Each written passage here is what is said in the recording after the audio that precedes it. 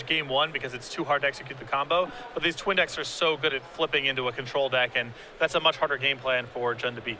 Looks like that's what Kyle might be attempting to do, is he's got a Tasker on the stack, delving a little bit. And it looks like Kevin is empty-handed at this point. He'll play a copy of Treetop Village off the top of his deck, pass the turn back.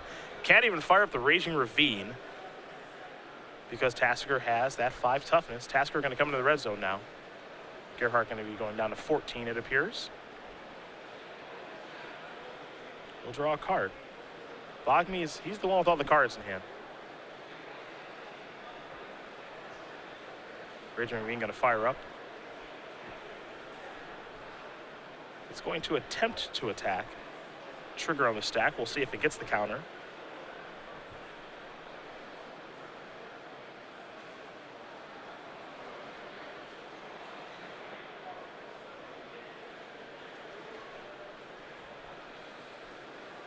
There's a Dismember.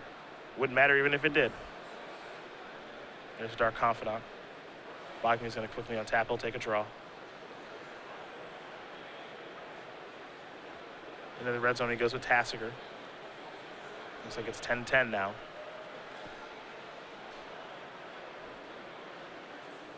We'll see if that Dark Confidant makes it out of this turn. Well, it's still alive. Sort of.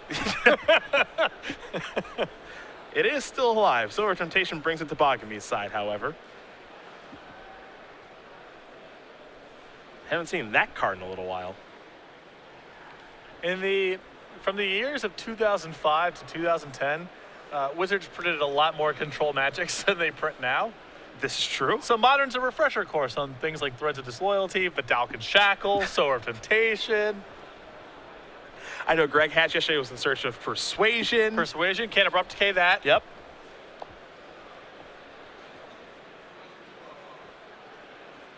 Dark Confidant's going to block. A little bit of trample damage.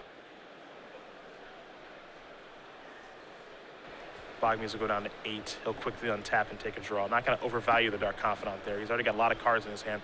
Feels pretty good about his position. Attack here for 6. Gerhardt's going to go down to 4.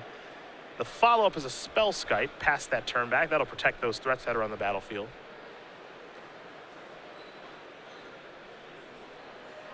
We'll see if the Jun player can find something nice here. He'll just pass the turn back. Boggemees will draw. Picks a copy of Blood Moon. And now I think Kyle just, it does generate a kill this turn because it shuts off the Treetop Village, but does Kyle want to show it? Yeah. He'll start with a discard spell. There are a couple of lands. Here's the attack. Terminate will take care of that, and Terminate will help take care of the game. Kyle Boggemees is going to win game number 2 against Kevin Gerhart.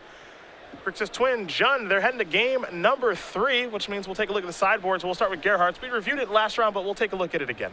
An Ancient Grudge, a Chandra Pyromaster, an Olivia Valdarin, 4 copies of Fulminator Mage, a Jun Charm, 2 copies of Anger of the Gods, a Duress, 2 copies of Kitchen Finks, Night of Soul Betrayal, and Shatterstorm. The 1 Duress here seems like a pretty easy add, and beyond that, there is not a lot of excitement.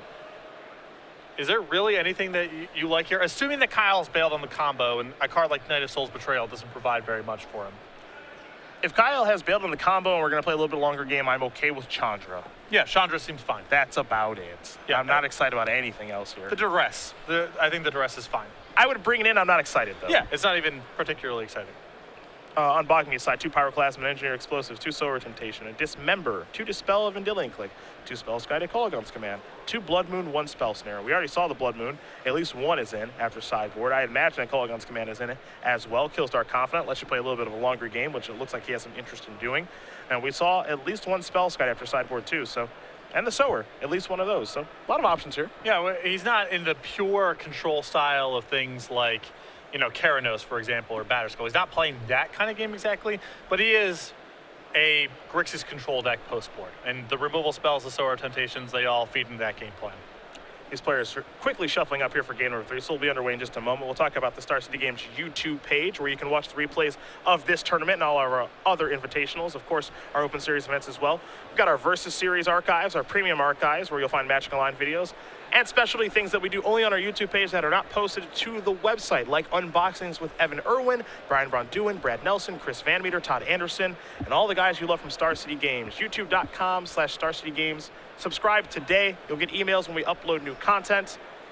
And of course, like I said, we've got some exclusive things that we only do on our YouTube page. It's free, totally free. All you gotta do is sign up.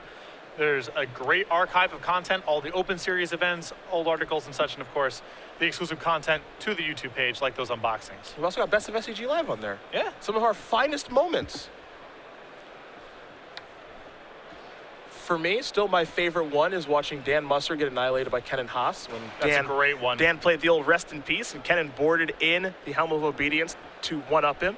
I think that's my favorite one. There are some really good ones, though. The Opalescence is a really good one. I think there's a lot of Chris. I was about to say the one match where Chris Van Meter got killed by, but there's so many good ones of Chris getting unexpectedly killed by mono red players. Yeah. We can make a YouTube page just of that. But maybe we should. Dictator of the Twin Gods, probably the one that most people know. Harnessed by Force. Yep. Another one for the highlight reel. Chris has taken some real beats, but he's been given beats this weekend. Yeah, a great run so far.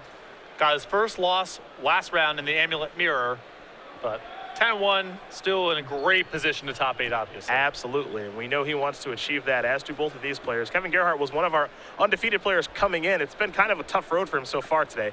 8-0 after day number 1, 1-2 so far today against a very, very good player in Kyle Boggemees, who has some Open Series success, has a Pro Tour 9th place at the last Pro Tour Dragons of Tarkir. Also a Grand Prix champion in Cincinnati last year, so no slouch here is the Michigan player. You see his opening hand, Spellskite, Terminate 2 Blood Moons, a couple of Scalding Tarns, and a Sulphur Falls. And Kyle's best professional finish, ironically enough, with Jund. Kevin's choice this weekend. Second place at Pro Tour San Diego 2010. Lost in the finals to Simon Gertzen, whose birthday it was a couple of days ago. So happy birthday, Simon. Small world all around. Yeah. I know all of these things about Magic and people. I can't do fractions or other things, but, Could not tell you my blood type, for example. But I do know all these interesting factoids. Yeah, Simon's birthday 2 days ago, Jim Davis's birthday yesterday. Sure, why do I know all of this stuff? I have no idea. Yeah. Why do I know Kyle Boggemees' complete resume by heart? A Tarmogoyf here for Kevin Gerhart. That thing's a 2-3. Boggemees going to sacrifice a Scalding Tarn. We'll see what land he wants to grab. Now, Kevin obviously couldn't take a Blood Moon with that Inquisition, as there are 2 of them in the hand. Yep. But good for Kevin that he's naturally drawn a Forest here. That is very helpful. Kyle searching for a basic island. No surprise there with the Blood Moons in his hand. Now that Tarmogoyf is a 3-4. Boggemees will draw a card. Pluto Delta looks like what he peeled.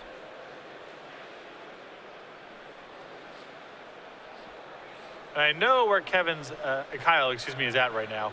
Playing with Modern, especially with Blood Moon and different fetch lands, getting different lands, there's so much mental energy spent just on what lands and what your sequence of that sort of stuff is. Here comes Tarmogoyf. Will Boggemees block with the Spellskite? That's the question. What can Kevin play that punishes him for a block? Something like a Lightning Bolt, Kolaghan's Command. What you would like to avoid is Kevin putting a different card type at instant speed in his graveyard and killing your Spellskite for free. Yeah. That's probably not happening. So if Kevin can answer it, it's probably with Lightning Bolt or some other effect like that after a block.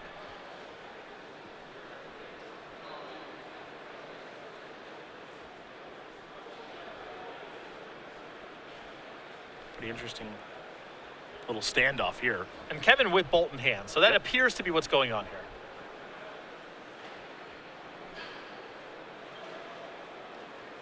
Kyle gonna take the damage. Go down to 16. By not blocking, Kevin not having to cast the bolt, maybe this frees up his mana a little bit this turn. There's land number 3, but nothing to do with it. Just gonna pass after playing the Bloodstained Mire. Kyle gonna very quickly sacrifice a Pluto Delta. Land number 3 on the way, could be swamp number 1. Looks like it's gonna be. And this seems like a fine spot for Kyle to stick Blood Moon. Yep, and you see Kevin already sacrificing his Bloodstained Mire. I think he'll get swamp number 1 as well. There that is, so that his mana is okay. And there is the Blood Moon. This is Kyle's game plan here. Now, Blood Moon is not going to lock Kevin out of the game. He's got a swamp, he's got a forest. It does turn off his mana lands. It makes some of his cards a little bit more prohibitive to cast or use, like Liliana the Veil, for example. There's 2 swamps in the deck, but it's unlikely Kevin's able to draw the other one. And Kyle has a second Blood Moon and the ability to redirect an Abrupt Decay from Blood Moon over to a Spellskite. So he can keep a Blood Moon in play probably for the entire game. Boggemees down to 12 after this attack from Tarmogoyf. The draw for Gerhart this turn was a Treetop Village. And that's just a mountain that enters the battlefield tapped right now as Boggemees quickly untaps and takes a draw. Picked up a copy of Serum Visions.